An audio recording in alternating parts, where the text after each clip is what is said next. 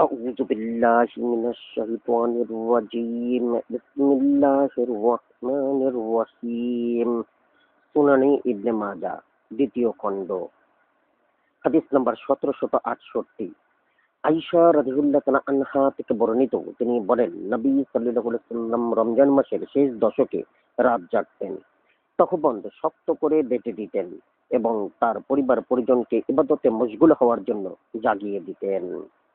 হাদিস নাম্বার 1769 আবু হুরাইরা রাদিয়াল্লাহু তাআলা আনহু থেকে বর্ণিত তিনি বলেন নবী সাল্লাল্লাহু আলাইহি ওয়াসাল্লাম প্রতি বছর 10 দিন ইতিকাফ করতেন, তবে তিনি ইন্তেকালের বছর 20 দিন ইতিকাফ করেন।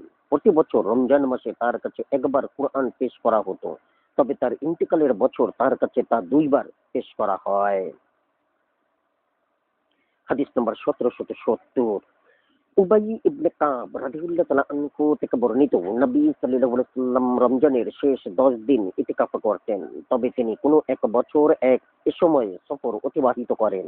এরপর পরবর্তী বছর তিনি 20 দিন ইতিকাফ করেন।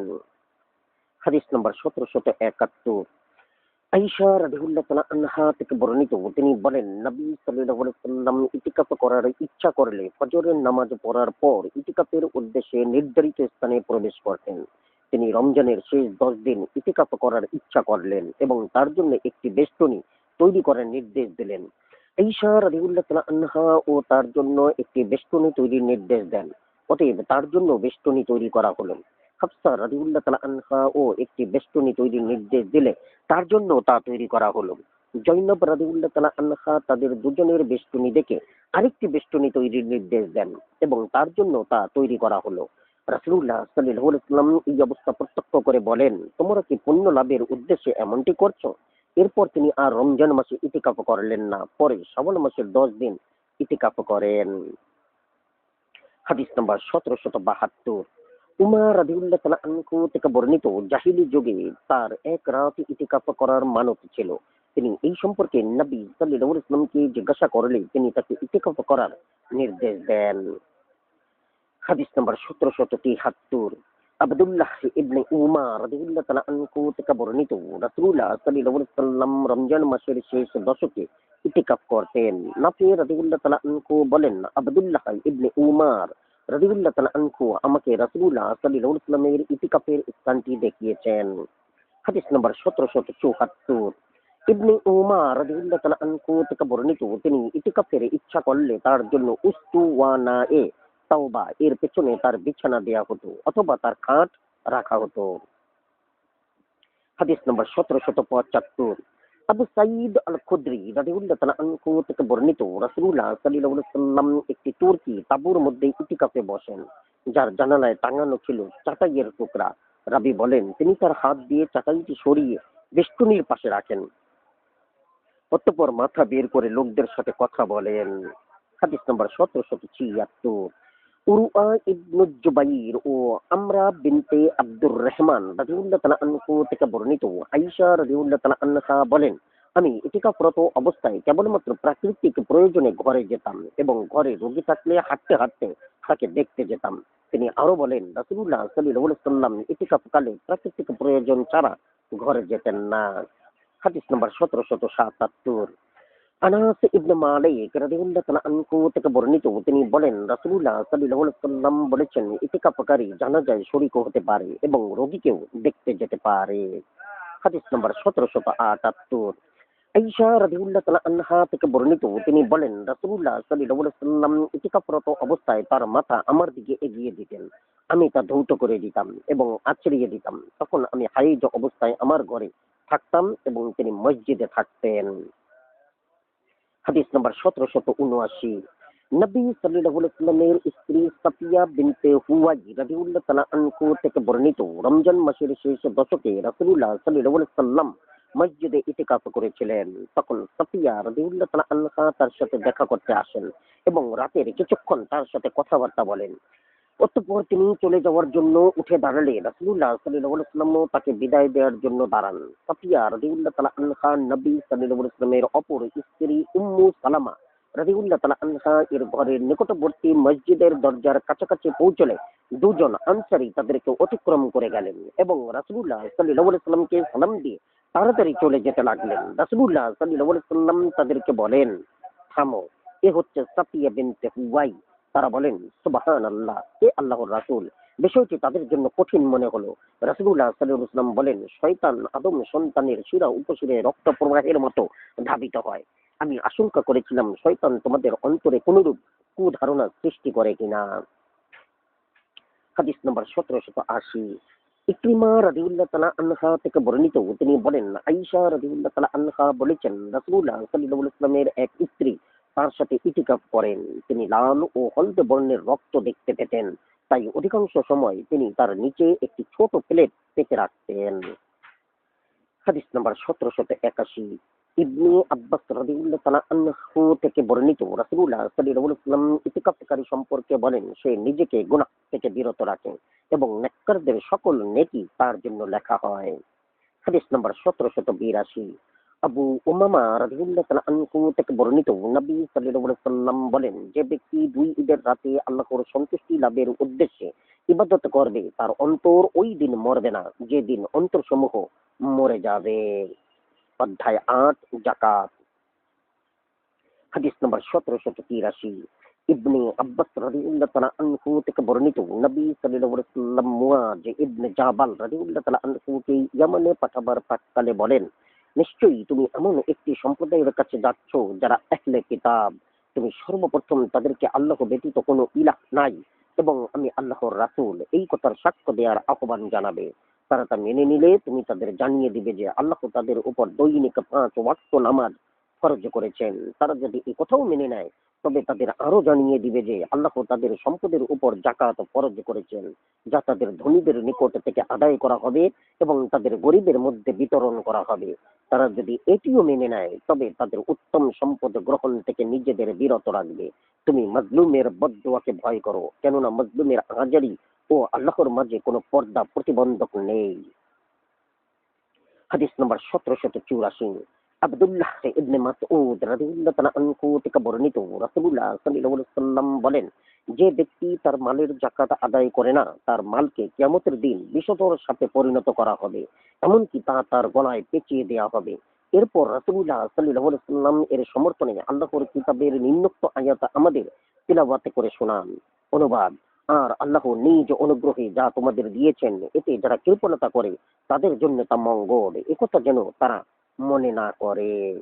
হাদিস নাম্বার 1785।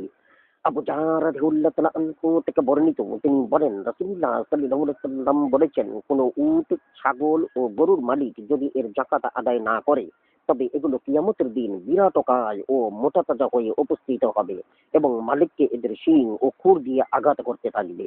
সৃষ্টির পালা শেষ হলে আবার প্রথমটি থেকে শুরু হবে এবং এভাবেই চলতে থাকবে যে পর্যন্ত না বিচার কার্য শেষ হয়। হাদিস নম্বর 1786। আবু হুরায়রা রাদিয়াল্লাহু তাআলা আনহু থেকে বর্ণিত, রাসূলুল্লাহ সাল্লাল্লাহু আলাইহি ওয়াসাল্লাম বলেন, যে উটের যাকাত দেয়া হয়নি তা কিয়ামতের দিন তার মালিককে তার খুর দিয়ে মারাতে থাকবে। তদ্রূপ গরু ও ছাগল এসে এদের খুর ও শিং দিয়ে এদের মালিককে আঘাত করতে থাকবে। তার সঞ্চিত সম্পদ বিষধর সাপে পরিণত হয়ে তার মালিকের সামনে হাজির হবে। মালিক দুবার তা দেখে পালাবে, কিন্তু সে আবার মালিকের সামনে এসে দাঁড়াবে। তখন মালিক পালাতে চেষ্টা করবে এবং বলবে, তোমার সাথে আমার কি সম্পর্ক?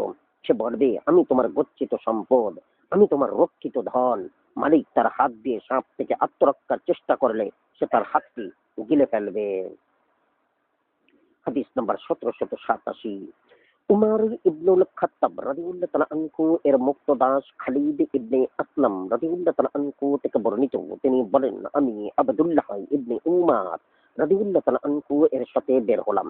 এক বেদুইন এসে তাকে আল্লাহর বাণী সম্পর্কে জিজ্ঞাসা করলো, যারা সোনা রূপা পুঞ্জীভূত করে এবং তা আল্লাহর পথে ব্যয় করে না। সূরা তাওবা 34। ইবনে উমার রাদিয়াল্লাহু তাআলা আনহু তাকে বলেন, যে ব্যক্তি সোনা রূপা পুঞ্জীভূত করে রাখে অথচ এর যাকাত আদায় করে না তার জন্য ধ্বংস অনিবার্য। এই অবস্থা ছিল যাকাতের বিধান নাজিল হওয়ার আগের। পরবর্তীতে যাকাতের বিধান নাজিল হলে যাকাতকেই আল্লাহ মালের পবিত্রতাকারী সাব্যস্ত করেন। অতঃপর ইবনে উমার রাদিয়াল্লাহু তাআলা আনহু লোকটির দিকে তাকিয়ে বলেন, এ ব্যাপারে আমার পরোয়া নেই যে উহুদ পাহাড় পরিমাণ সোনাও যদি আমার হাতে আসে তবে আমি তার পরিমাণ নিরূপণ করে এর যাকাত পরিশোধ করব এবং মহান আল্লাহর হুকুম পালনে তা ব্যয় করব। হাদিস নম্বর 1788। আবু হুরাইরা রাদিয়াল্লাহু তাআলা আনহু থেকে বর্ণিত, রাসূলুল্লাহ সাল্লাল্লাহু আলাইহি ওয়াসাল্লাম বলেন, যখন তুমি তোমার মালের যাকাত আদায় করলে তখন তুমি তোমার দায়িত্ব সম্পন্ন করে ফেললে। হাদিস নম্বর 1789। ফাতিমা বিনতে কায়েস রাদিয়াল্লাহু তাআলা আনহু থেকে বর্ণিত, তিনি নবী সাল্লাল্লাহু আলাইহি ওয়াসাল্লামকে বলতে শুনেছেন, যাকাত ব্যতীত সম্পদের উপর অন্য কোনো দাবি নেই। হাদিস নম্বর 1790। আলী রাদিয়াল্লাহু তাআলা আনহু থেকে বর্ণিত, তিনি বলেন, রাসূলুল্লাহ সাল্লাল্লাহু আলাইহি ওয়াসাল্লাম বলেছেন, আমি ঘোড়া ও গোলামের যাকাত থেকে তোমাদের নিষ্কৃতি দিলাম, তবে তোমরা প্রতি 40 দিরহামে 1 দিরহাম যাকাত দিবে। হাদিস নম্বর 1791। ইবনে উমার ও আয়েশা রাদিয়াল্লাহু তাআলা আনহা থেকে বর্ণিত, নবী সাল্লাল্লাহু আলাইহি ওয়াসাল্লাম প্রতি 20 দিনার বা তার চেয়ে কিছু বেশি হলে অর্ধ দিনার এবং 40 দিনারে 1 দিনার যাকাত গ্রহণ করতেন। হাদিস নম্বর 1792। আয়েশা রাদিয়াল্লাহু তাআলা আনহা থেকে বর্ণিত, তিনি বলেন, আমি রাসূলুল্লাহ সাল্লাল্লাহু আলাইহি ওয়াসাল্লামকে বলতে শুনেছি, বছর পূর্ণ না হওয়া পর্যন্ত কোনো মালের যাকাত নেই। হাদিস নম্বর 1793। আবু সাঈদ আল খুদরি রাদিয়াল্লাহু তাআলা আনহু থেকে বর্ণিত, তিনি নবী সাল্লাল্লাহু আলাইহি ওয়াসাল্লামকে বলতে শুনেছেন, 5 ওয়াসাক এর পরিমাণ 1 এর কম পরিমাণে খেজুর, 5 উকিয়ার এর কম পরিমাণ মুদ্রায় এবং 5 এর কম সংখ্যক উটে যাকাত নেই। হাদিস নম্বর 1794। জাবির ইবনে আবদুল্লাহ রাদিয়াল্লাহু তাআলা আনহু থেকে বর্ণিত, তিনি বলেন, রাসূলুল্লাহ সাল্লাল্লাহু আলাইহি ওয়াসাল্লাম বলেছেন, উটের সংখ্যা 5 এর কম হলে তাতে যাকাত নেই, 5 উকিয়া এর কম মুদ্রায় যাকাত নেই এবং 5 ওয়াসাকে এর কম ফসলে যাকাত নেই। হাদিস নাম্বার 1795। আলী ইবনে আবু তালিব রাদিয়াল্লাহু তাআলা আনহু থেকে বর্ণিত, আব্বাস রাদিয়াল্লাহু তাআলা আনহু তার মালের বর্ষপূর্তির পূর্বে যাকাত প্রদানের ব্যাপারে নবী সাল্লাল্লাহু আলাইহি ওয়াসাল্লামকে জিজ্ঞাসা করেন, তিনি তাকে এ ব্যাপারে অনুমতি দেন। হাদিস নম্বর 1796। আব্দুল্লাহ ইবনে আবু আওফা রাদিয়াল্লাহু তাআলা আনহা থেকে বর্ণিত, তিনি বলেন, কোন ব্যক্তি রাসূলুল্লাহ সাল্লাল্লাহু আলাইহি ওয়াসাল্লামের নিকট তার মালের যাকাত নিয়ে উপস্থিত হলে তিনি তার জন্য দোয়া করতেন। আমি আমার মালের যাকাত নিয়ে তার নিকট উপস্থিত হলে তিনি দোয়া করলেন, হে আল্লাহ, আপনি আবু আওফার পরিবারের প্রতি দয়া করুন। হাদিস নম্বর 1797। আবু হুরাইরা রাদিয়াল্লাহু তাআলা আনহু থেকে বর্ণিত, তিনি বলেন, রাসূলুল্লাহ সাল্লাল্লাহু আলাইহি ওয়াসাল্লাম বলেছেন, তোমরা যখন যাকাত দেবে তখন তার সওয়াবের কথা ভুলে যেও না এবং এই দোয়া করো, হে আল্লাহ, আপনি এই যাকাতকে তওবা কবুলের উসিলা বানিয়ে দিন এবং একে ঋণ পরিশোধের বা জরিমানার পর্যায়ভুক্ত না করুন। হাদিস নম্বর 1798।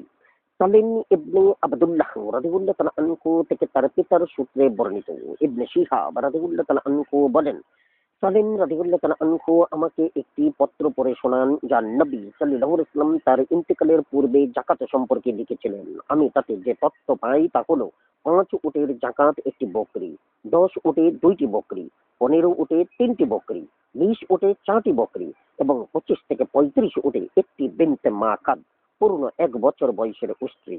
আর বিনতে মাখাদ না পাওয়া গেলে একটি ইবনে লাবুন, পূর্ণ 2 বছর বয়সের উট। উটের সংখ্যা 35 থেকে একটি বেশি হলে 45 সংখ্যক পর্যন্ত একটি বিনতে লাবুন। উটের সংখ্যা 45 এর একটি বেশি হলে 60 সংখ্যক পর্যন্ত একটি হিক্কা, পূর্ণ 3 বছর বয়সের স্ত্রী। উটের সংখ্যা 60 এর একটি বেশি হলে 75 সংখ্যক পর্যন্ত একটি জাদাআহ, পূর্ণ 4 বছর বয়সের স্ত্রী। উটের সংখ্যা 75 এর চেয়ে একটি বেশি হলে 90 সংখ্যক পর্যন্ত 2টি বিনতে লাবুন। উটের সংখ্যা 90 থেকে একটি বেশি হলে 120 পর্যন্ত 2টি হিক্কা যাকাত স্বরূপ দিতে হবে। 120 এর অধিক প্রতি 50 উটে একটি হিক্কা এবং প্রতি 40 উটে একটি বিনতে লাবুন। হাদিস নম্বর 1799। আবু সাঈদ আল খুদরি রাদিয়াল্লাহু তাআলা আনহু থেকে বর্ণিত, তিনি বলেন, রাসূলুল্লাহ সাল্লাল্লাহু আলাইহি ওয়াসাল্লাম বলেছেন, উটের সংখ্যা 5 এর কম হলে কোনো যাকাত নাই। 5 থেকে 9 পর্যন্ত উটে একটি বকরি, 10 থেকে 14 পর্যন্ত উটে 2টি বকরি, 15 থেকে 19 পর্যন্ত উটে 3টি বকরি, 20 থেকে 24 পর্যন্ত উটে 4টি বকরি, 25 থেকে 35 পর্যন্ত উটে একটি বিনতে মাখাদ।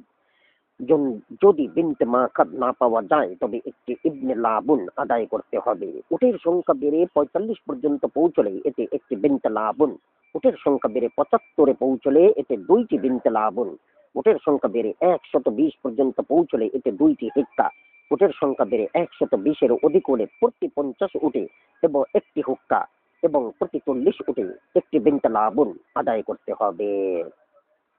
হাদিস নম্বর 1800। আনাস ইবনে মালিক রাদিয়াল্লাহু তাআলা আনহু থেকে বর্ণিত, তিনি বলেন আবু বকর রাদিয়াল্লাহু তাআলা আনহু তাকে লিখে পাঠান, বিসমিল্লাহির রহমানির রহিম।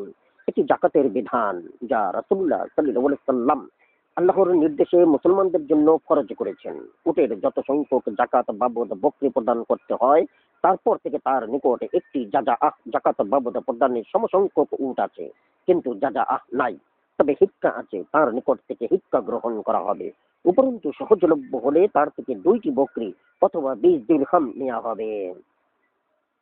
যার উটের সংখ্যা একটি হিক্কা প্রদানের পর্যায়ে পৌঁছেছে, কিন্তু তার এক নিকটে হিক্কা নাই, তবে বিনতে লাবুন আছে, তার নিকট থেকে জাকাত স্বরূপ বিনতে লাবুন গ্রহণ করা হবে। উপরন্তু তার থেকে সহজলভ্য হলে এই 2টি বকরি অথবা 20 দিরহাম আদায় করা হবে। যার উটের সংখ্যা একটি বিনতে লাবুন প্রদানের পর্যায়ে পৌঁছেছে, কিন্তু তার নিকটে বিনতে লাবুন নাই, তবে হিক্কা আছে, তার নিকট থেকে হিক্কা গ্রহণ করা হবে এবং জাকাত উসুলকারী তাকে 2টি বকরি অথবা 20 দিরহাম প্রদান করবে। যার জাকাতে বিনতে লাবুন প্রদানের পর্যায়ে পৌঁছেছে, কিন্তু তার নিকটে বিনতে লাবুন নাই, তবে বিনতে মাখাদ আছে, তার থেকে বিনতে মাখাদ গ্রহণ করা হবে। উপরন্তু তার থেকে 2টি বকরি অথবা 20 দিরহাম উসুল করা হবে। যার জাকাতে বিনতে মাখাদ প্রদানের পর্যায়ে পৌঁছেছে, কিন্তু তার নিকটে বিনতে মাখাদ নাই, তবে বিনতে লাবুন আছে, তার থেকে বিনতে লাবুন গ্রহণ করা হবে এবং জাকাত উসুলকারী তাকে 2টি বকরি অথবা 20 দিরহাম ফেরত দেবে। বিনতে মাকাদ ফরজ হওয়ার ক্ষেত্রে তা না থাকলে এবং বিনতে লাবুন থাকলে তাই গ্রহণ করা হবে এবং জাকাতদাতাকে অতিরিক্ত কিছু দিতে হবে না। হাদিস নম্বর 1801, সুয়াইদ ইবনে গাফালা রাদিয়াল্লাহু তাআলা আনহু থেকে বর্ণিত, জাকাত আদায়কারী কর্মচারী আমাদের নিকট আসলে আমি তার হাত ধরে রাসূলুল্লাহ সাল্লাল্লাহু আলাইহি ওয়াসাল্লামের এই নির্দেশ পাঠ করে শোনালাম, জাকাতের ভয়ে বিচ্ছিন্ন মালকে একত্র করা এবং একত্র মালকে বিচ্ছিন্ন করা যাবে না। ইতিমধ্যে এক ব্যক্তি তার একটি বিরাট ও মোটা তাজা উষ্ট্র নিয়ে আসলে তিনি তা গ্রহণ করতে অস্বীকার করেন। এরপর লোকটি আগেরটির চাইতে কম হৃষ্টপুষ্ট উট নিয়ে আসলে তিনি তা গ্রহণ করেন এবং বলেন, কোন মাটি আমাকে বহন করবে এবং কোন আকাশ আমাকে ছায়া প্রদান করবে যখন আমি রাসূলুল্লাহ সাল্লাল্লাহু আলাইহি ওয়াসাল্লামের নিকট কোন মুসলিম ব্যক্তির উৎকৃষ্ট উট নিয়ে হাজির হব। হাদিস নাম্বার 1802, জারির ইবনে আবদুল্লাহ রাদিয়াল্লাহু তাআলা আনহু থেকে বর্ণিত, তিনি বলেন রাসূলুল্লাহ সাল্লাল্লাহু আলাইহি ওয়াসাল্লাম বলেছেন, জাকাত আদায়কারী যেন সন্তুষ্ট চিত্তে ফিরে আসে। হাদিস নাম্বার 1803, মুআজ ইবনে জাবাল রাদিয়াল্লাহু তাআলা আনহু থেকে বর্ণিত, তিনি বলেন রাসূলুল্লাহ সাল্লাল্লাহু আলাইহি ওয়াসাল্লাম আমাকে ইয়ামানে পাঠালেন এবং আমাকে নির্দেশ দেন যে আমি যেন প্রতি 40 গরুতে পূর্ণ 2 বছর বয়সের একটি মাদি বাছুর এবং প্রতি 30 গরুতে একটি নর বা মাদি বাছুর গ্রহণ করি। হাদিস নাম্বার 1804, আবদুল্লাহ রাদিয়াল্লাহু তাআলা আনহু থেকে বর্ণিত, নবী সাল্লাল্লাহু আলাইহি ওয়াসাল্লাম বলেন, প্রতি 30 গরুতে পূর্ণ 1 বছর বয়সের একটি নর বা মাদি এবং প্রতি 40টিতে পূর্ণ 2 বছর বয়সের একটি মাদি বাছুর জাকাত বাবদ আদায় করতে হবে। হাদিস নাম্বার 1805, আব্দুল্লাহ ইবনে উমার রাদিয়াল্লাহু তাআলা আনহু থেকে বর্ণিত, অদস্তন রাবি ইবনে শিহাব রাদিয়াল্লাহু তাআলা আনহু বলেন, সালিম রাদিয়াল্লাহু তাআলা আনহু রাসূলুল্লাহ সাল্লাল্লাহু আলাইহি ওয়াসাল্লাম কর্তৃক তার ইন্তেকালের আগে জাকাত সম্পর্কে লিখিত পত্র আমাকে পড়ে শোনান। এতে আমি দেখতে পেলাম যে 40 থেকে 120 পর্যন্ত বকরির জাকাত একটি বকরি, 121 থেকে 200 পর্যন্ত বকরির জাকাত 2টি বকরি, 201 থেকে 300 পর্যন্ত বকরির জাকাত 3টি বকরি। বকরির সংখ্যা এর চেয়ে অধিক হলে প্রতি 100 বকরিতে একটি বকরি। আমি উক্ত পত্রে আরো দেখতে পেলাম যে বিচ্ছিন্নকে একত্র এবং একত্রকে বিচ্ছিন্ন করা যাবে না। আমি এতে আরো দেখতে পেলাম যে পাঠা, অতি বৃদ্ধ ও ত্রুটিযুক্ত পশু জাকাত বাবদ গ্রহণ করা যাবে না। হাদিস নাম্বার 1806, ইবনে উমার রাদিয়াল্লাহু তাআলা আনহু থেকে বর্ণিত, তিনি বলেন রাসূলুল্লাহ সাল্লাল্লাহু আলাইহি ওয়াসাল্লাম বলেছেন, মুসলমানদের পশুর জাকাত তাদের পানির স্থান থেকে গ্রহণ করতে হবে। হাদিস নাম্বার 1807, ইবনে উমার রাদিয়াল্লাহু তাআলা আনহু থেকে বর্ণিত, নবী সাল্লাল্লাহু আলাইহি ওয়াসাল্লাম বলেন, 40 থেকে 120 পর্যন্ত বকরির জাকাত একটি বকরি, 121 থেকে 200 পর্যন্ত বকরির জাকাত 2টি বকরি এবং 201 থেকে 300 পর্যন্ত বকরির জাকাত 3টি বকরি। বকরির সংখ্যা তার অধিক হলে প্রতি 100 বকরিতে একটি বকরি জাকাত ধার্য হবে। জাকাত ফরজ হওয়ার আশঙ্কায় একত্রকে বিচ্ছিন্ন এবং বিচ্ছিন্নকে একত্র করা যাবে না। শরিকানা মালের জাকাত আদায়ের বেলায় কারো অংশ থেকে অতিরিক্ত গ্রহণ করা হলে সে অপর শরিকের অংশ থেকে তা ফেরত পাবে। জাকাত আদায়কারীকে অতি বৃদ্ধ, ত্রুটিযুক্ত বা অন্ধ ও নরপশু দেয়া যাবে না, তবে জাকাত আদায়কারী ইচ্ছা করলে তা গ্রহণ করতে পারে। হাদিস নম্বর 1808। আনাস ইবনে মালিক রাদিয়াল্লাহু তাআলা আনহু থেকে বর্ণিত, তিনি বলেন রাসূলুল্লাহ সাল্লাল্লাহু আলাইহি ওয়াসাল্লাম বলেছেন, জাকাত আদায় বা প্রদানে অন্যায় পন্থা অবলম্বনকারী জাকাত বরণকারীর সমতুল্য। হাদিস নাম্বার 1809। রাফি ইবনে খাদিজ রাদিয়াল্লাহু তাআলা আনহু থেকে বর্ণিত, তিনি বলেন আমি রাসূলুল্লাহ সাল্লাল্লাহু আলাইহি ওয়াসাল্লামকে বলতে শুনেছি, ন্যায় নিষ্ঠার সাথে জাকাত আদায়কারী আল্লাহর পথে জিহাদকারীর সমতুল্য, যাবত না সে নিজ বাড়িতে ফিরে আসে। হাদিস নম্বর 1810। আব্দুল্লাহ ইবনে উনাইস রাদিয়াল্লাহু তাআলা আনহু থেকে বর্ণিত, তিনি এবং উমর ইবনুল খাত্তাব রাদিয়াল্লাহু তাআলা আনহু একদিন জাকাত সম্পর্কে আলোচনা করেন। উমর রাদিয়াল্লাহু তাআলা আনহু বলেন, তুমি কি রাসূলুল্লাহ সাল্লাল্লাহু আলাইহি ওয়াসাল্লামকে জাকাতের মাল আত্মসাৎ সম্পর্কে আলোচনা প্রসঙ্গে বলতে শুনুনি? কেউ যদি জাকাতের একটি উট বা একটি ছাগল আত্মসাৎ করে, তবে তাকে কিয়ামতের দিন তা বহনরত অবস্থায় হাজির করা হবে। রাবি বলেন, আব্দুল্লাহ ইবনে উনাইস রাদিয়াল্লাহু তাআলা আনহু বললেন, হ্যাঁ শুনেছি। হাদিস নাম্বার 1811। আতা রাদিয়াল্লাহু তাআলা আনহু থেকে বর্ণিত, ইমরান ইবনুল হুসাইন রাদিয়াল্লাহু তাআলা আনহুকে জাকাত আদায়কারী হিসেবে নিয়োগ করা হলো। তিনি ফিরে আসলে জিজ্ঞাসা করা হলো, জাকাতের মাল কোথায়? তিনি বলেন, মাল নিয়ে আসার জন্য কি আপনি আমাকে পাঠিয়েছিলেন? রাসূলুল্লাহ সাল্লাল্লাহু আলাইহি ওয়াসাল্লামের যুগে আমরা সেখান থেকে জাকাত আদায় করার সেখান থেকেই জাকাত আদায় করতাম এবং যেখানে তা ব্যয় করার সেখানেই তা ব্যয় করতাম। হাদিস নাম্বার 1812। আবু হুরাইরা রাদিয়াল্লাহু তাআলা আনহু থেকে বর্ণিত, তিনি বলেন রাসূলুল্লাহ সাল্লাল্লাহু আলাইহি ওয়াসাল্লাম বলেছেন, মুসলমানদের উপর তাদের গোলাম ও ঘোড়ার জন্য যাকাত ধার্য হবে না। হাদিস নাম্বার 1813। আলী রাদিয়াল্লাহু তাআলা আনহু থেকে বর্ণিত, নবী সাল্লাল্লাহু আলাইহি ওয়াসাল্লাম বলেন, আমি ঘোড়া ও গোলামের যাকাত থেকে তোমাদের অব্যাহতি দিলাম। হাদিস নাম্বার 1814। মুয়াজ ইবনে জাবাল রাদিয়াল্লাহু তাআলা আনহু থেকে বর্ণিত, রাসূলুল্লাহ সাল্লাল্লাহু আলাইহি ওয়াসাল্লাম তাকে ইয়ামানে পাঠান এবং বলেন, ফসলের যাকাত বাবদ ফসল, ছাগলের যাকাত বাবদ ছাগল, উটের যাকাত বাবদ উট এবং গরুর যাকাত বাবদ গরু আদায় করবে। হাদিস নাম্বার 1815।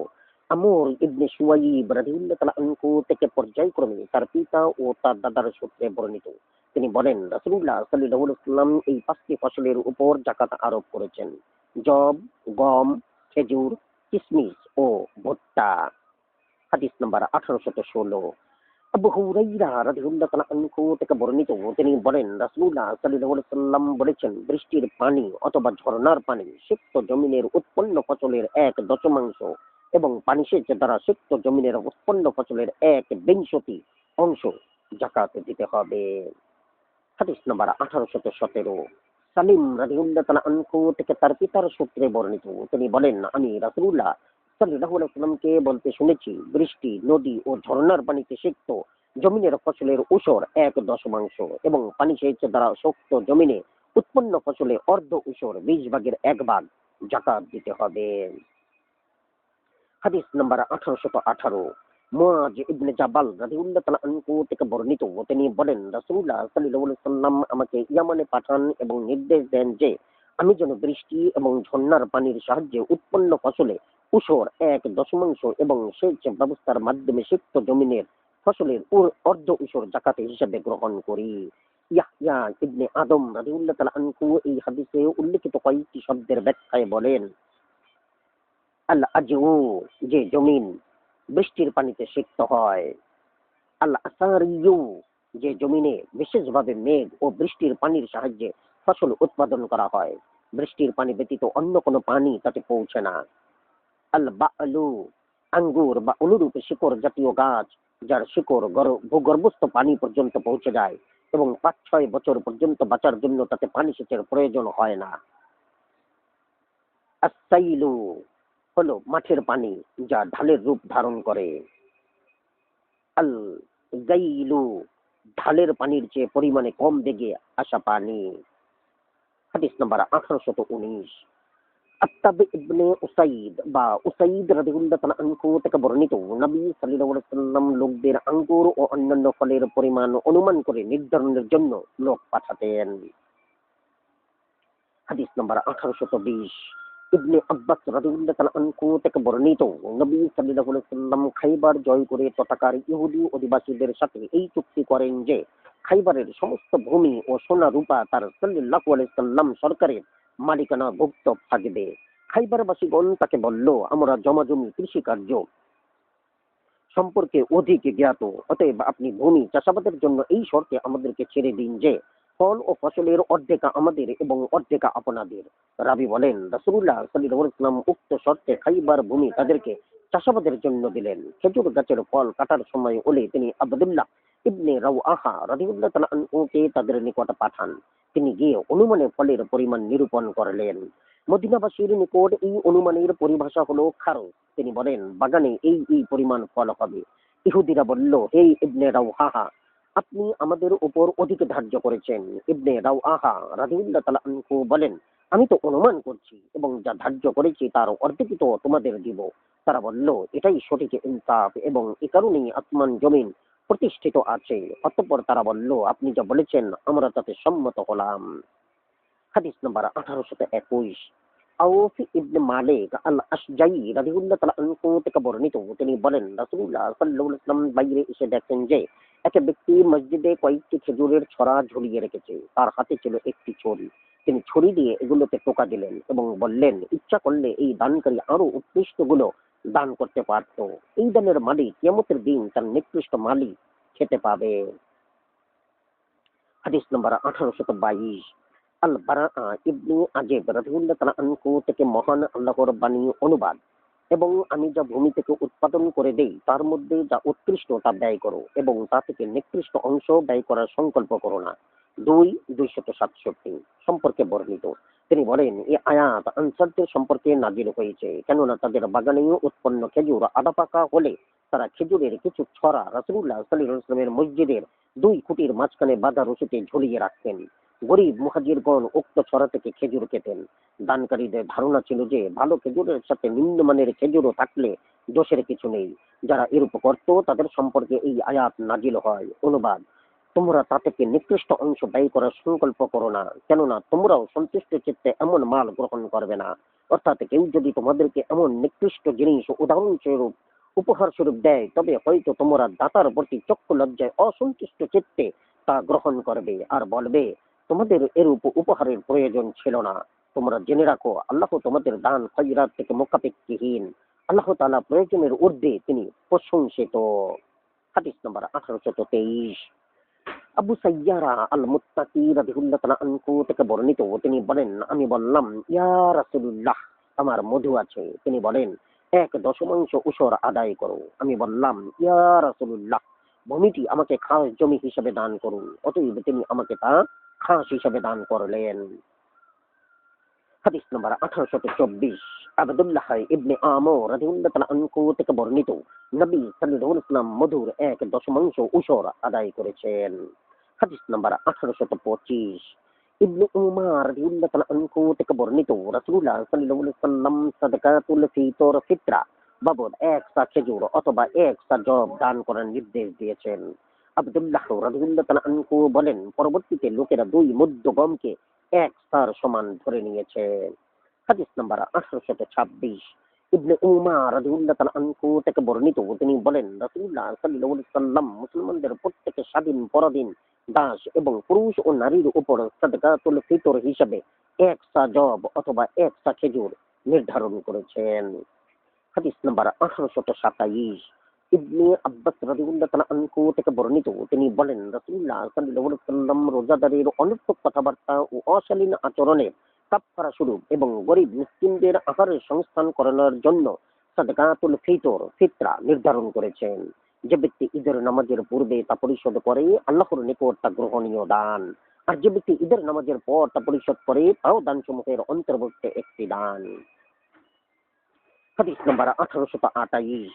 কায়েস ইবনে সাদ রাদিয়াল্লাহু তাআলা আনহু থেকে বর্ণিত, তিনি বলেন, রাসূলুল্লাহ সাল্লাল্লাহু আলাইহি ওয়াসাল্লাম যাকাতের বিধান নাযিল হওয়ার পূর্বে আমাদেরকে সাদকাতুল ফিতর আদায় করার নির্দেশ দেন। পরে যাকাতের হুকুম নাযিল হলেই তিনি এ ব্যাপারে আমাদেরকে নির্দেশও দেননি এবং নিষেধও করেননি, তবে আমরা পূর্বোক্ত নির্দেশ পালন করে যাচ্ছি।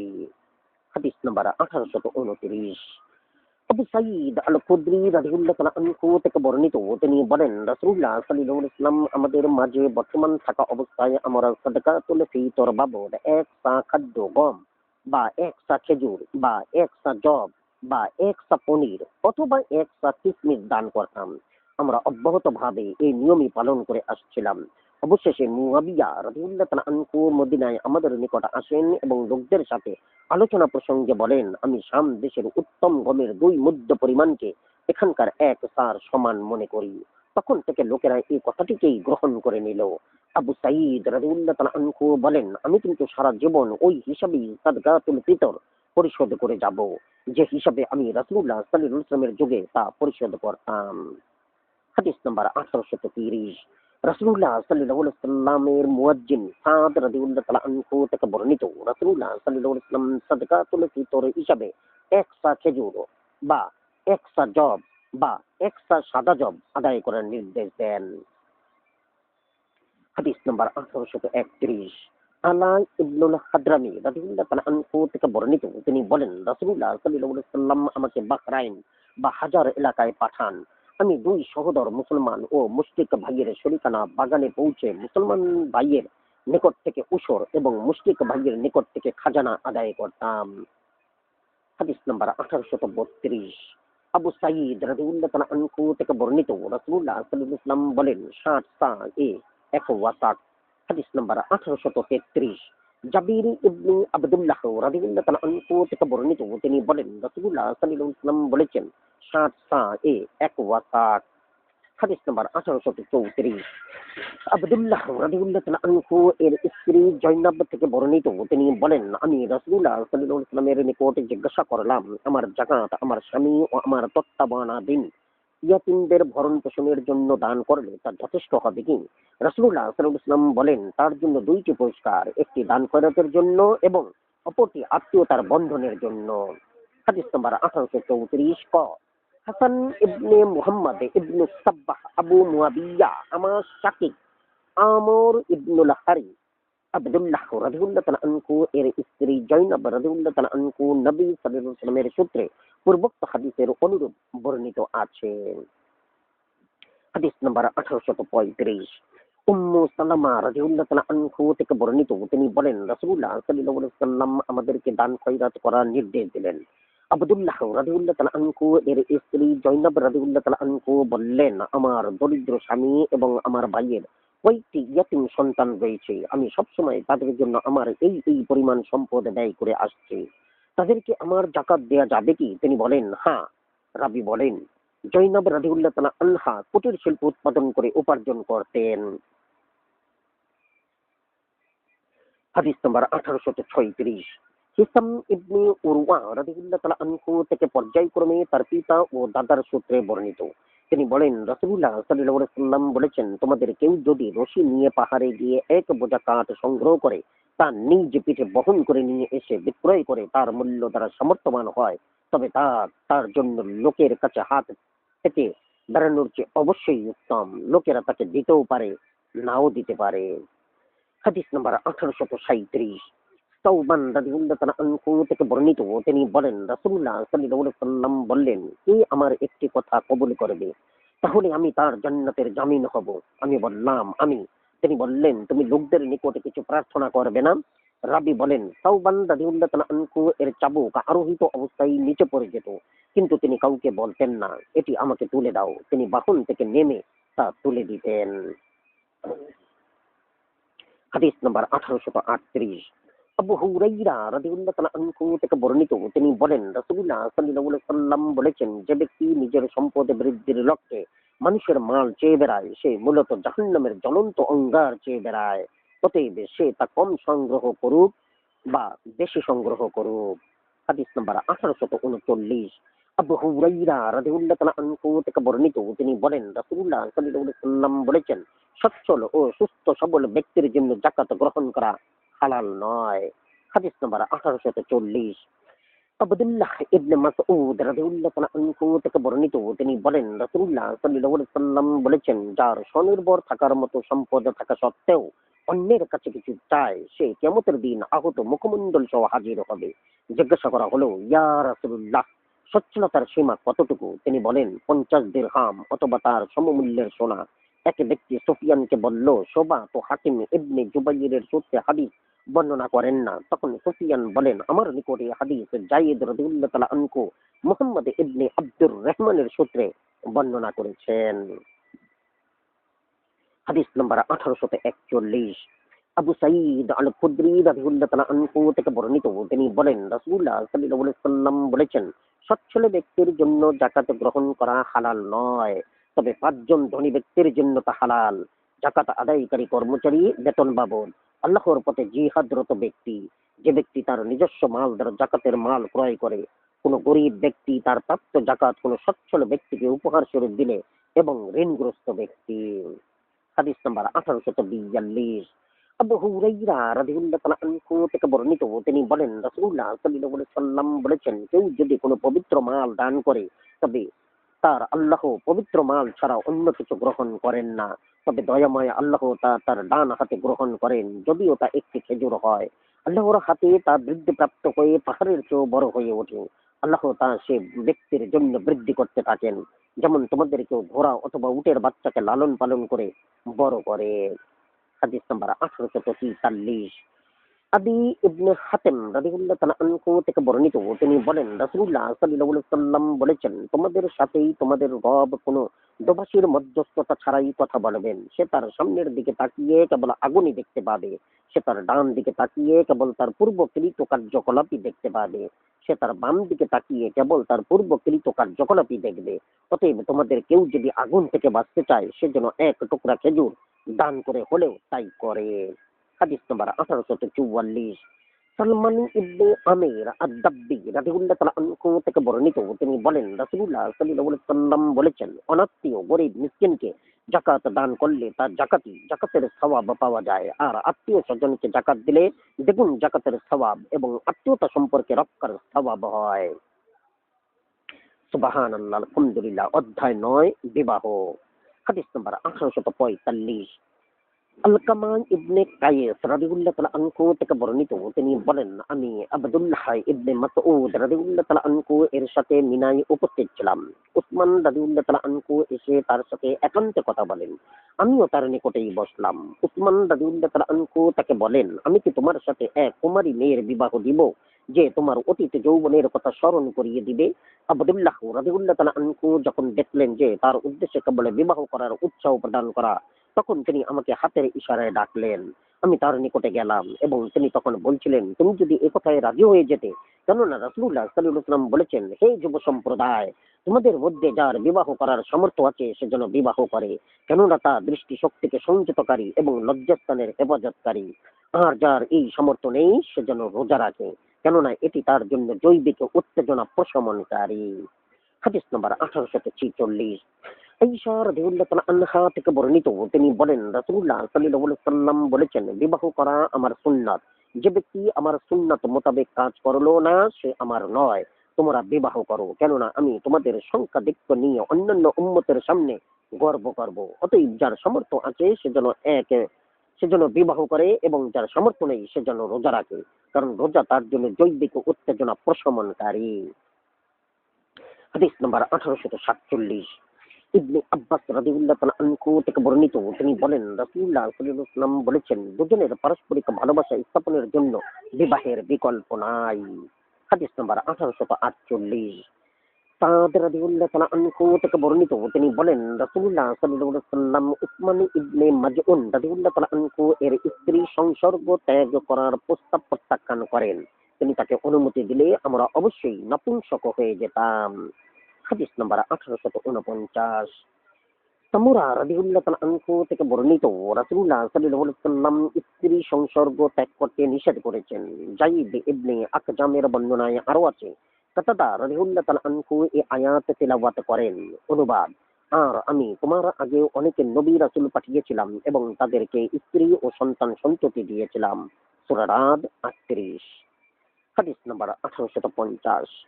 হাকিম ইবনে মুয়াবিয়া রাদিয়াল্লাহু তাআলা আনহু থেকে তার পিতার সূত্রে বর্ণিত, এক ব্যক্তি নবী সাল্লাল্লাহু আলাইহি ওয়াসাল্লামকে জিজ্ঞাসা করলো, স্বামীর উপর স্ত্রীর কি অধিকার রয়েছে? তিনি বলেন, সে আহার করলে তাকেও একই মানের আহার করাবে, সে পরিধান করলে তাকেও একই মানের পোশাক পরিধান করাবে, অথবা তোমাদের ভরণ পোষণের সাথে তাদের ভরণ পোষণেরও ব্যবস্থা করবে, এবং তোমাদের পোশাক পরিচ্ছদের ব্যবস্থা করার সাথে তাদের পোশাক পরিচ্ছদেরও ব্যবস্থা করবে। কখনো তার মুখমণ্ডলে আঘাত করবে না, অশ্লীল গালমন্দ করবে না, এবং নিজ বাড়ি ছাড়া অন্যত্র তাকে একাকী ত্যাগ করবে না। হাদিস নম্বর 1851।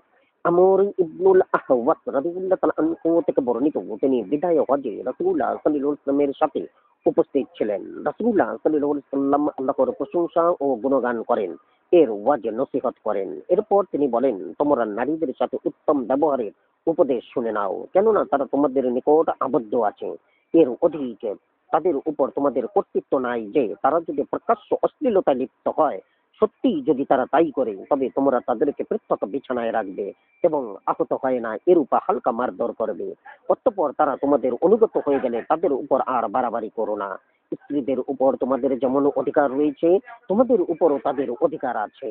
তোমাদের স্ত্রীদের উপর তোমাদের অধিকার এই যে তারা তোমাদের শয্যা তোমাদের অপছন্দনীয় লোকদের দ্বারা মারাবে না, এবং তোমাদের অপছন্দনীয় লোকদের তোমাদের ঘরে প্রবেশানুমতি দিবে না। সাবধান, তোমাদের উপর তাদের অধিকার এই যে তাদের ভরণ পোষণ, পোশাক আশাক ও সজ্জার ব্যাপারে তোমরা তাদের প্রতি শোভনীয় আচরণ করবে। হাদিস নাম্বার 1852। আয়েশা রাদিয়াল্লাহু তাআলা আনহা থেকে বর্ণিত, রাসূলুল্লাহ সাল্লাল্লাহু আলাইহি ওয়াসাল্লাম বলেন, আমি যদি কোনো ব্যক্তিকে অপর কাউকে সিজদা করার নির্দেশ দিতাম, তাহলে অবশ্যই স্ত্রীকে নির্দেশ দিতাম তার স্বামীকে সিজদা করতে। কোন পুরুষ তার স্ত্রীকে লাল পাহাড় থেকে কালো পাহাড়ে অথবা কালো পাহাড় থেকে লাল পাহাড়ে পাথর স্থানান্তরের নির্দেশ দিলে তা পালন করা তার জন্য অপরিহার্য হতো। হাদিস নাম্বার 1853। আব্দুল্লাহ ইবনে আবু আওফা রাদিয়াল্লাহু তাআলা আনহু থেকে বর্ণিত, তিনি বলেন, মুয়াজ রাদিয়াল্লাহু তাআলা আনহু সিরিয়া থেকে ফিরে এসে নবী সাল্লাল্লাহু আলাইহি ওয়াসাল্লামকে সিজদা করেন। নবী সাল্লাল্লাহু আলাইহি ওয়াসাল্লাম বলেন, হে মুয়াজ, এ কি? তিনি বলেন, আমি সিরিয়ায় গিয়ে দেখতে পাই যে তথাকার লোকেরা তাদের ধর্মীয় নেতা ও শাসকদেরকে সিজদা করে, তাই আমি মনে মনে আশা করলাম যে আমি আপনার সামনে তাই করব। রাসূলুল্লাহ সাল্লাল্লাহু আলাইহি ওয়াসাল্লাম বলেন, তোমরা তা করো না, কেননা আমি যদি কোনো ব্যক্তিকে আল্লাহ ছাড়া অপর কাউকে সিজদা করার নির্দেশ দিতাম, তাহলে স্ত্রীকে নির্দেশ দিতাম তার স্বামীকে সিজদা করতে। সেই সত্তার শপথ যার হাতে মুহাম্মাদের প্রাণ, স্ত্রী তার স্বামীর প্রাপ্য অধিকার আদায় না করা পর্যন্ত তার প্রভুর প্রাপ্য অধিকার আদায় করতে সক্ষম হবে না। স্ত্রী সেবিকার মধ্যে থাকা অবস্থায় স্বামী তার সাথে জৈবিক চাহিদা পূরণ করতে চাইলে স্ত্রী তা প্রত্যাখ্যান করা অনুচিত। হাদিস নাম্বার 1854। উম্মু সালামা রাদিয়াল্লাহু তাআলা আনহা বলেন, আমি রাসূলুল্লাহ সাল্লাল্লাহু আলাইহি ওয়াসাল্লামকে বলতে শুনেছি, যে কোনো স্ত্রীলোক তার প্রতি তার স্বামী সন্তুষ্ট থাকা অবস্থায় মারা গেলে সে জান্নাতে প্রবেশ করবে। হাদিস নাম্বার 1855। আব্দুল্লাহ ইবনে আমর রাদিয়াল্লাহু তাআলা আনহু থেকে বর্ণিত, রাসূলুল্লাহ সাল্লাল্লাহু আলাইহি ওয়াসাল্লাম বলেন, গোটা দুনিয়াই হলো সম্পদ, আর দুনিয়ার মধ্যে পুণ্যবতী স্ত্রীলোকের চাইতে অধিক উত্তম কোনো সম্পদ নাই। হাদিস নাম্বার 1856। সওবান রাদিয়াল্লাহু তাআলা আনহু থেকে বর্ণিত, তিনি বলেন, সোনা রূপা মূল্যবান সম্পদ পুঞ্জীভূত করে রাখার সমালোচনায় কুরআনের আয়াত নাজিল হলে সাহাবায়ে কিরাম বলেন, তাহলে আমরা কোন সম্পদ ধরে রাখবো? উমর রাদিয়াল্লাহু তাআলা আনহু বলেন, আমি তা জেনে তোমাদের বলে দেব। অতঃপর তিনি তার উটকে দ্রুত হাঁকিয়ে রাসূলুল্লাহ সাল্লাল্লাহু আলাইহি ওয়াসাল্লামের সাক্ষাতে পেয়ে গেলেন।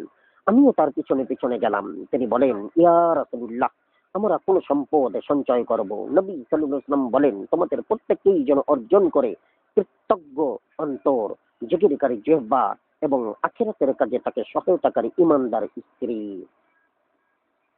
হাদিস নাম্বার 1857। আবু উমামা রাদিয়াল্লাহু তাআলা আনহু থেকে বর্ণিত, নবী সাল্লাল্লাহু আলাইহি ওয়াসাল্লাম বলতেন, কোন মুমিন ব্যক্তি আল্লাহ ভীতির পর উত্তম যা লাভ করে তা হলো পুণ্যময়ী স্ত্রী। স্বামী তাকে কোনো নির্দেশ দিলে সেটা পালন করবে, সে তার দিকে তাকালে তার রূপ সৌন্দর্য তাকে আনন্দিত করে, এবং সে তাকে শপথ করে কিছু বললে সেটা পূর্ণ করে, আর স্বামীর অনুপস্থিতিতে সে তার সম্ভ্রম ও স্বামীর সম্পদের হেফাজত করে। হাদিস নাম্বার 1858। আবু হুরাইরা রাদিয়াল্লাহু তাআলা আনহু থেকে বর্ণিত, রাসূলুল্লাহ সাল্লাল্লাহু আলাইহি ওয়াসাল্লাম বলেন, চারটি বিষয় বিবেচনায় রেখে মহিলাদের বিবাহ করা হয়: তার সম্পদ, তার বংশমর্যাদা, তার রূপ সৌন্দর্য এবং তার ধর্মপরায়ণতা। অতএব তুমি ধর্মপরায়ণা নারীর সন্ধান করো, অন্যথায় তোমার দুই হাত ধূলি দূষরিত হোক। হাদিস নাম্বার 1859। আব্দুল্লাহ ইবনে আমর রাদিয়াল্লাহু তাআলা আনহু থেকে বর্ণিত, তিনি বলেন রাসূলুল্লাহ সাল্লাল্লাহু আলাইহি ওয়াসাল্লাম বলেছেন, তোমরা শুধু রূপ সৌন্দর্যে মুগ্ধ হয়ে মহিলাদের বিবাহ করো না, এই রূপ সৌন্দর্য হয়তো তাদের ধ্বংসের কারণও হতে পারে। তোমরা শুধু সম্পদের মোহেও নারীদেরকে বিবাহ করো না, হয়তো এই সম্পদই তাদের অপকর্মে লিপ্ত হওয়ার কারণ হতে পারে। অতএব ধর্মপরায়ণতা বিবেচনায় তোমরা তাদের বিবাহ করো। চেপ্টা নাক বিশিষ্ট কুৎসিত দাসীও অধিক উত্তম যদি সে হয় ধর্মপরায়ণা। হাদিস নাম্বার 1860। জাবির ইবনে আব্দুল্লাহ রাদিয়াল্লাহু তাআলা আনহু থেকে বর্ণিত, তিনি বলেন, আমি রাসূলুল্লাহ সাল্লাল্লাহু আলাইহি ওয়াসাল্লামের যুগে এক মহিলাকে বিবাহ করলাম। অতঃপর আমি রাসূলুল্লাহ সাল্লাল্লাহু আলাইহি ওয়াসাল্লামের সাথে সাক্ষাৎ করলে তিনি বলেন, হে জাবির, তুমি কি বিবাহ করেছো? আমি বললাম, হ্যাঁ। তিনি বললেন, কুমারী না বিধবা? আমি বললাম, বিধবা। তিনি বললেন, কেন তুমি কুমারী মেয়ে বিবাহ করলে না? তাহলে তার সাথে তুমি রসিকতা ও কৌতুক করতে পারতে। আমি বললাম, আমার কয়েকটি বোন আছে, তাই আমি আমার ও আমার বোনদের মধ্যে একটি কুমারী মেয়ের প্রবেশ করাকে সংকটজনক বোধ করলাম। তিনি বলেন, তা তো ভালো কথা। হাদিস নাম্বার 1861। উতবা ইবনে ওয়াইম ইবনে সাইদা আল আনসারী রাদিয়াল্লাহু তাআলা আনহু থেকে পর্যায়ক্রমে তার পিতা ও দাদার সূত্রে বর্ণিত, তিনি বলেন, রাসূলুল্লাহ সাল্লাল্লাহু আলাইহি ওয়াসাল্লাম বলেছেন, তোমাদের কুমারী মেয়ে বিবাহ করা উচিত, কেননা তারা মিষ্টিমুখী, নির্মল, জরায়ুধারী এবং অল্পতেই সন্তুষ্ট হয়। হাদিস নাম্বার 1862। আনাস ইবনে মালিক রাদিয়াল্লাহু তাআলা আনহু বলেন, আমি রাসূলুল্লাহ সাল্লাল্লাহু আলাইহি ওয়াসাল্লামকে বলতে শুনেছি, যে ব্যক্তি পাক পবিত্র অবস্থায় আল্লাহর সাথে সাক্ষাৎ করতে চায় সে যেন স্বাধীন নারী বিবাহ করে। হাদিস নাম্বার 1863। আবু হুরাইরা রাদিয়াল্লাহু তাআলা আনহু থেকে বর্ণিত, তিনি বলেন, রাসূলুল্লাহ সাল্লাল্লাহু আলাইহি ওয়াসাল্লাম বলেছেন, তোমরা বিবাহ করো, আমি তোমাদের সংখ্যাধিক্য নিয়ে গৌরব করব। হাদিস নাম্বার 1864। মুহাম্মদ ইবনে সালামা রাদিয়াল্লাহু তাআলা আনহা থেকে বর্ণিত, তিনি বলেন, আমি এক মহিলাকে বিবাহের পয়গাম পাঠালাম। আমি তাকে দেখার জন্য চুপিসারে তার বাগানে যাতায়াত করতাম এবং সেখানে তাকে ডেকে টানলাম। তাকে বলা হলো, রাসূলুল্লাহ সাল্লাল্লাহু আলাইহি ওয়াসাল্লামের সাহাবী হয়ে তুমি এই কাজ করলে? তিনি বলেন, আমি রাসূলুল্লাহ সাল্লাল্লাহু আলাইহি ওয়াসাল্লামকে বলতে শুনেছি, যখন আল্লাহ কারো অন্তরে কোনো মহিলাকে বিবাহ করার প্রস্তাব দানের আগ্রহ পায়দা করেন, তখন তাকে দেখেন, নিয়াতে দোষের কিছু নেই। হাদিস নাম্বার 1865। আনাস ইবনে মালিক রাদিয়াল্লাহু তাআলা আনহু থেকে বর্ণিত, মুগিরা ইবনে শুবা রাদিয়াল্লাহু তাআলা আনহু এক মহিলাকে বিবাহ করার ইচ্ছা করলে রাসূলুল্লাহ সাল্লাল্লাহু আলাইহি ওয়াসাল্লাম তাকে বলেন, তুমি গিয়ে তাকে দেখে নাও, কেননা তা তোমাদের মধ্যে ভালোবাসা সৃষ্টিতে সহায়ক হবে। অতঃপর তিনি তাই করলেন এবং তাকে বিবাহ করলেন। পরে তার নিকট তাদের দাম্পত্য সমপ্রীতির কথা উল্লেখ করা হয়। হাদিস নাম্বার 1863। মুগিরা ইবনে শুবা রাদিয়াল্লাহু তাআলা আনহু থেকে বর্ণিত, তিনি বলেন, আমি নবী সাল্লাল্লাহু আলাইহি ওয়াসাল্লামের নিকটে এসে এক মহিলাকে বিবাহ করার ব্যাপারে তার সাথে আলাপ করলাম। তিনি বলেন, তুমি যাও এবং তাকে দেখে নাও, হয়তো তাতে তোমাদের উভয়ের মধ্যে ভালোবাসার সৃষ্টি হবে। অতএব আমি এক আনাসর মহিলার নিকটে এসে তার পিতামাতার নিকট তাকে বিবাহ করার প্রস্তাব দিলাম এবং সাথে সাথে নবী সাল্লাল্লাহু আলাইহি ওয়াসাল্লামের হাদিসও তাদের অবহিত করলাম। কিন্তু মনে হলো তার পিতামাতা এটা অপছন্দ করলো। রাবি বলেন, মেয়েটি পর্দার আড়াল থেকে উক্ত হাদিস শুনে বলল, রাসূলুল্লাহ সাল্লাল্লাহু আলাইহি ওয়াসাল্লাম আপনাকে পাত্রী দেখার আদেশ দিয়ে থাকলে আপনি দেখে নিন, অন্যথায় আমি আপনাকে শপথ দিচ্ছি না দেখার জন্য। সে যেন ব্যাপারটিকে অভিনব মনে করলো। রাবি বলেন, আমি তাকে দেখে নিলাম এবং তাকে বিবাহ করলাম। পরে মুগিরা রাদিয়াল্লাহু তাআলা আনহু তার সাথে সুসম্পর্কের কথা উল্লেখ করেন। হাদিস নাম্বার 1867। আবু হুরাইরা রাদিয়াল্লাহু তাআলা আনহু থেকে বর্ণিত, তিনি বলেন, রাসূলুল্লাহ সাল্লাল্লাহু আলাইহি ওয়াসাল্লাম বলেছেন, কোন ব্যক্তি যেন তার ভাইয়ের বিবাহের প্রস্তাবের উপর প্রস্তাব না দেয়। হাদিস নাম্বার 1868। ইবনে উমার রাদিয়াল্লাহু তাআলা আনহু থেকে বর্ণিত, তিনি বলেন, রাসূলুল্লাহ সাল্লাল্লাহু আলাইহি ওয়াসাল্লাম বলেছেন, কোন ব্যক্তি যেন তার ভাইয়ের বিবাহের প্রস্তাবের উপর প্রস্তাব না দেয়। হাদিস নাম্বার 1869। ফাতিমা বিনতে কায়েস রাদিয়াল্লাহু তাআলা আনহা থেকে বর্ণিত, তিনি বলেন, রাসূলুল্লাহ সাল্লাল্লাহু আলাইহি ওয়াসাল্লাম আমাকে বলেন, তোমার ইদ্দত পূর্ণ হলে আমাকে জানাবে। ইদ্দত শেষ হলে আমি তাকে অবহিত করলাম। এরপর মুয়াবিয়া, আবুল জাহম ইবনে সুকাইব ও উসামা ইবনে জায়েদ রাদিয়াল্লাহু তাআলা আনহু তাকে বিবাহের প্রস্তাব দেন। রাসূলুল্লাহ সাল্লাল্লাহু আলাইহি ওয়াসাল্লাম তাকে বলেন, মুয়াবিয়া গরীব লোক, তার কোনো সম্পদ নেই, আর আবুল জাহম স্ত্রীদের অধিক মারধর করে। তবে উসামা, ফাতিমা রাদিয়াল্লাহু তাআলা আনহা দুবার হাত দিয়ে এভাবে ইশারা করে বলেন, উসামা, উসামা। রাসূলুল্লাহ সাল্লাল্লাহু আলাইহি ওয়াসাল্লাম তাকে বলেন, আল্লাহ ও তার রাসূলের আনুগত্যই তোমার জন্য কল্যাণকর।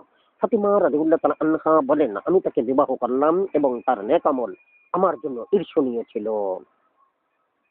হাদিস নাম্বার 1870।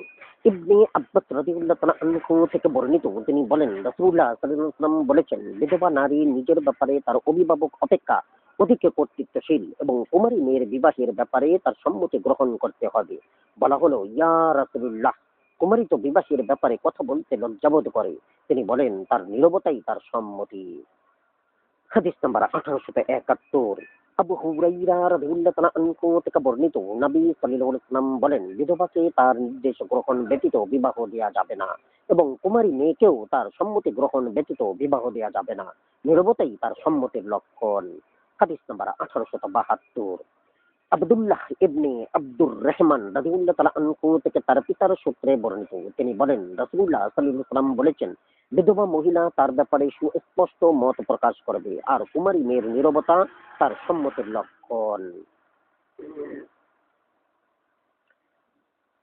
সুবহানাল্লাহ, আলহামদুলিল্লাহ। হাদিস নাম্বার 1873। আব্দুর রহমান ইবনে ইয়াজিদ ও মুজাম্মে ইবনে ইয়াজিদ আল আনসারী রাদিয়াল্লাহু তাআলা আনহু থেকে বর্ণিত, ফিজাম নামক এক ব্যক্তি তার মেয়েকে বিবাহ দেন। সে তার পিতার এই বিবাহ অপছন্দ করে। মেয়েটি রাসূলুল্লাহ সাল্লাল্লাহু আলাইহি ওয়াসাল্লামের নিকট উপস্থিত হয়ে বিষয়টি তাকে অবহিত করে। রাসূলুল্লাহ সাল্লাল্লাহু আলাইহি ওয়াসাল্লাম তার পিতার দেয়া তার এই বিবাদ রদ করে দেন। পরে সেই মেয়ে আবু লুবাবা ইবনে আব্দুল মুনজির রাদিয়াল্লাহু তাআলা আনহুকে বিবাহ করে। ইয়াহইয়া রাদিয়াল্লাহু তাআলা আনহু বলেন, সে ছিল সাইয়্যিবা, বিধবা।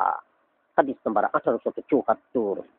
আব্দুল্লাহ ইবনে বুরাইদা রাদিয়াল্লাহু তাআলা আনহু থেকে তার পিতার সূত্রে বর্ণিত, তিনি বলেন, এক যুবতী নবী সাল্লাল্লাহু আলাইহি ওয়াসাল্লামের নিকট উপস্থিত হয়ে বলল, আমার পিতা তার ভ্রাতুষ্পুত্রকে তার দুর্দশাগ্রস্ত অবস্থা থেকে উদ্ধারের জন্য আমাকে তার সাথে বিবাহ দিয়েছেন। রাবী বলেন, রাসূলুল্লাহ সাল্লাল্লাহু আলাইহি ওয়াসাল্লাম বিস্ময় মেয়েটির এখতিয়ারে ছেড়ে দেন। মেয়েটি বলল, আমার পিতা যা করেছেন তা আমি বহাল রাখলাম। আমার উদ্দেশ্য ছিল মেয়েরা জেনে নিক যে বিবাহের ব্যাপারে পিতাদের কোনো এখতিয়ার নাই। হাদিস নাম্বার 1875। ইবনে আব্বাস রাদিয়াল্লাহু তাআলা আনহু থেকে বর্ণিত, একটি কুমারী মেয়ে নবী সাল্লাল্লাহু আলাইহি ওয়াসাল্লামের নিকটে এসে তাকে জানায় যে তার পিতা তার অমতে তাকে বিবাহ দিয়েছে। নবী সাল্লাল্লাহু আলাইহি ওয়াসাল্লাম তাকে বিবাহ রদের এখতিয়ার দিলেন। হাদিস নাম্বার 1875 ক। মুহাম্মদ ইবনে সাব্বাহ, মামার ইবনে সুলাইমান আর রাকি, জাইদ ইবনে হিব্বান, আইয়ুব সাকতিয়ানি, ইকরিমা ইবনে আব্বাস রাদিয়াল্লাহু তাআলা আনহু নবী সাল্লাল্লাহু আলাইহি ওয়াসাল্লামের সূত্রে পূর্বোক্ত হাদিসের অনুরূপ বর্ণিত হয়েছে। হাদিস নাম্বার 1876। আয়েশা রাদিয়াল্লাহু তাআলা আনহা থেকে বর্ণিত, তিনি বলেন, রাসূলুল্লাহ সাল্লাল্লাহু আলাইহি ওয়াসাল্লাম আমার 6 বছর বয়সে আমাকে বিবাহ করেন। অতঃপর আমরা হিজরত করে মদিনায় চলে এলাম এবং হারিস ইবনুল খাজরাজ গোত্রে আশ্রয় নিলাম। এখানে আমি জ্বরে আক্রান্ত হলে আমার মাথার চুল উঠে যায় এবং অল্প কিছু চুল অবশিষ্ট থাকে। আমি আমার বান্ধবীদের সাথে দোলনায় দোল খাচ্ছিলাম। তখন আমার মা উম্মু রোমান এসে আমাকে উচ্চ স্বরে ডাকলেন। আমি তার নিকট আসলাম, কিন্তু আমি তার উদ্দেশ্য বুঝতে পারলাম না। তিনি আমার হাত ধরে আমাকে ঘরের দরজায় দাঁড় করিয়ে দেন।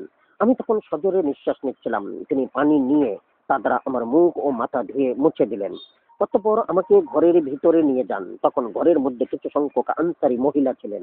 তারা বললেন, কল্যাণ ও বরকত হোক, ভাগ্য প্রসন্ন হোক। তিনি আমাকে তাদের নিকট সোপর্দ করেন। তারা আমাকে সুসজ্জিত করেন। দুপুরবেলা হঠাৎ রাসূলুল্লাহ সাল্লাল্লাহু আলাইহি ওয়াসাল্লামের উপস্থিতি আমাকে সচকিত করে। আমার মা আমাকে তার নিকট অর্পণ করেন। তখন আমার বয়স ছিল 9 বছর।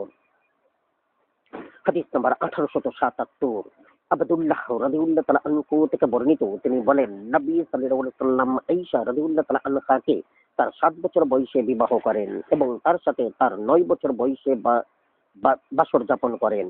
রাসূলুল্লাহ সাল্লাল্লাহু আলাইহি ওয়াসাল্লামের ইন্তেকালের সময় তার বয়স ছিল 18 বছর। হাদিস নাম্বার 1878।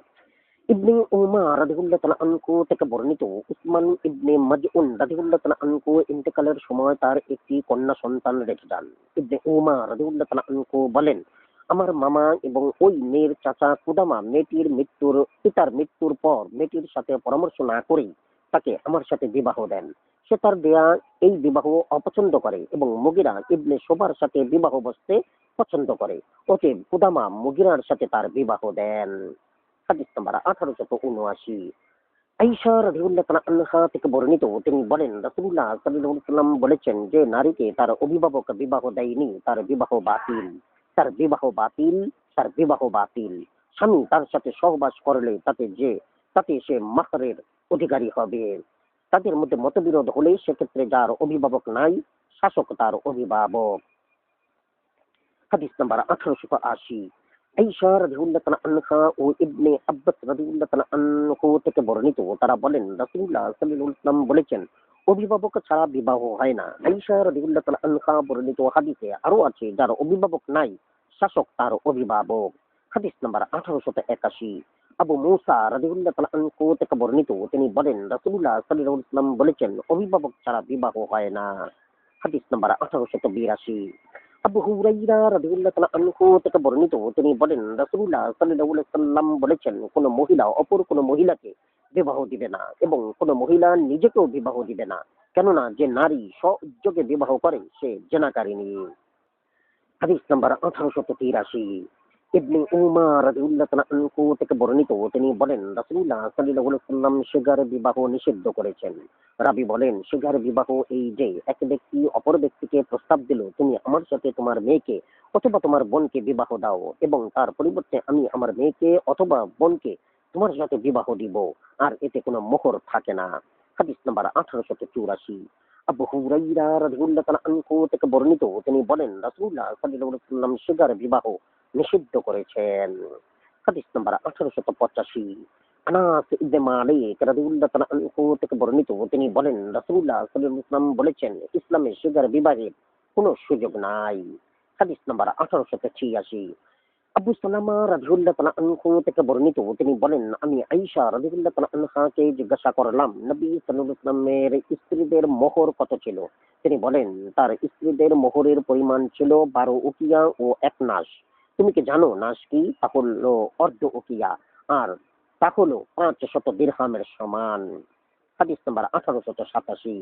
আবুল আজফা আস-সুলামি রাদিয়াল্লাহু তাআলা আনহু থেকে বর্ণিত, তিনি বলেন উমর ইবনুল খাত্তাব রাদিয়াল্লাহু তাআলা আনহু বলেছেন মহিলাদের মোহরের ব্যাপারে তোমরা বাড়াবাড়ি করো না, কেননা তার যদি পার্থিব জীবনে সম্মান অথবা আল্লাহর কাছে তাকওয়ার প্রতীক হতো তাহলে তোমাদের মধ্যে মুহাম্মদ সাল্লাল্লাহু আলাইহি সাল্লাম এ ব্যাপারে অধিক যোগ্য ও অগ্রগণ্য ছিলেন। তিনি তার স্ত্রী ও কন্যাদের মোহর 12 উকিয়ার বেশি ধার্য করেননি। কখনো অধিক মোহর স্বামীর উপর বোঝা হয়ে দাঁড়ায়, ফলে স্ত্রীর প্রতি স্বামীর মনে শত্রুতা সৃষ্টি হয়। এমনকি সে বলতে থাকে আমি তোমার জন্য পানির মশক বহনে বাধ্য হয়েছি অথবা তোমার জন্য ঘরমাক্ত হয়ে পড়েছি। রাবী বলেন আমি একজন বেদুইন, অতএব আমি ইলকুল কিরবা বা ইরকুল কিরবা এর অর্থ কি তা জানি না। হাদিস নাম্বার 1888। আমির ইবনে রাবিয়া রাদিয়াল্লাহু তাআলা আনহু থেকে বর্ণিত ফাজারা গোত্রের এক ব্যক্তি এক জোড়া পাদুকার বিনিময়ে বিবাহ করে। রাসূলুল্লাহ সাল্লাল্লাহু আলাইহি ওয়াসাল্লাম তার বিবাহ অনুমোদন করেন। হাদিস নাম্বার 1889। সাহল ইবনে সাদ রাদিয়াল্লাহু তাআলা আনহু থেকে বর্ণিত, তিনি বলেন এক মহিলা রাসূলুল্লাহ সাল্লাল্লাহু আলাইহি ওয়াসাল্লামের নিকট উপস্থিত হলে তিনি বলেন কে তাকে বিবাহ করবে? এক ব্যক্তি বলল আমি। নবী সাল্লাল্লাহু আলাইহি ওয়াসাল্লাম বলেন তাকে একটি লোহার আংটি হলেও তা মোহর স্বরূপ দাও। সে বলল আমার কাছে কিছুই নাই। তিনি বলেন তোমার কাছে কুরআনের যে অংশ আছে তার বিনিময়ে আমি তাকে তোমার সাথে বিবাহ দিলাম। হাদিস নাম্বার 1890। আবু সাঈদ আল খুদরি রাদিয়াল্লাহু তাআলা আনহু থেকে বর্ণিত নবী সাল্লাল্লাহু আলাইহি ওয়াসাল্লাম আয়েশা রাদিয়াল্লাহু তাআলা আনহাকে একটি ঘরের আসবাবপত্রের বিনিময়ে বিবাহ করেন যার মূল্য ছিল 50 দিরহাম। হাদিস নাম্বার 1891। আব্দুল্লাহ রাদিয়াল্লাহু তাআলা আনহু থেকে বর্ণিত তাকে এক ব্যক্তি সম্পর্কে জিজ্ঞাসা করা হলো যে সে এক মহিলাকে বিবাহ করার পর তার সাথে সহবাস ও মোহর ধার্য করার পূর্বে মারা গেছে। রাবী বলেন আব্দুল্লাহ রাদিয়াল্লাহু তাআলা আনহু বলেন সেই মহিলা মোহর পাবে, মিরাসও পাবে এবং তাকে ইদ্যত পালন করতে হবে। মাকিল ইবনে সিনান আল আশজাই রাদিয়াল্লাহু তাআলা আনহু বললেন আমি রাসূলুল্লাহ সাল্লাল্লাহু আলাইহি ওয়াসাল্লাম সম্পর্কে সাক্ষ্য দিচ্ছি যে তিনি বিরওয়া বিনতে ওয়াশিকের ক্ষেত্রেও এইরূপ ফয়সালা দিয়েছেন। হাদিস নাম্বার 1891। ক আবু বকর ইবনে আবু শাইবা আব্দুর রহমান ইবনে মাহদি সুফিয়ান মনসুর ইব্রাহিম আলকামা আব্দুল্লাহ রাদিয়াল্লাহু তাআলা আনহু সূত্রে উপরোক্ত হাদিসের অনুরূপ বর্ণিত হয়েছে। হাদিস নাম্বার 1892। আব্দুল্লাহ ইবনে মাসউদ রাদিয়াল্লাহু তাআলা আনহু থেকে বর্ণিত তিনি বলেন রাসূলুল্লাহ সাল্লাল্লাহু আলাইহি ওয়াসাল্লামকে কল্যাণ সমূহের উৎস, তার সমষ্টি এবং তার সমাপ্তি দান করা হয়েছে। তিনি আমাদের নামাজের খুতবা এবং প্রয়োজনে বিবাহের খুতবা শিক্ষা দিয়েছেন। নামাজের খুতবা তাশাহুদ হলো হাদিস, আর বিবাহের খুতবা হলো সমস্ত প্রশংসা আল্লাহর জন্য। আমরা তার প্রশংসা করি, তার সাহায্য প্রার্থনা করি, তার নিকট ক্ষমা প্রার্থনা করি। আমরা আমাদের প্রবৃত্তির অনিষ্ট ও আমাদের কাজের নিকৃষ্টতা থেকে আল্লাহর কাছে আশ্রয় চাই। আল্লাহ যাকে সৎ পথে পরিচালিত করেন তাকে কেউ পথভ্রষ্ট করতে পারে না, এবং তিনি যাকে পথভ্রষ্ট করেন তাহার কোনো পথ প্রদর্শক নাই। আমি সাক্ষ্য দেই যে আল্লাহ ছাড়া কোনো ইলাহ নাই, তিনি এক এবং তার কোনো শরিক নেই। আমি আরো সাক্ষ্য দেই যে মুহাম্মদ সাল্লাল্লাহু আলাইহি ওয়াসাল্লাম তার বান্দা ও রাসূল। এরপর তোমরা তোমাদের খুতবার সাথে কোরআনের এই ৩টি আয়াত যোগ করবে।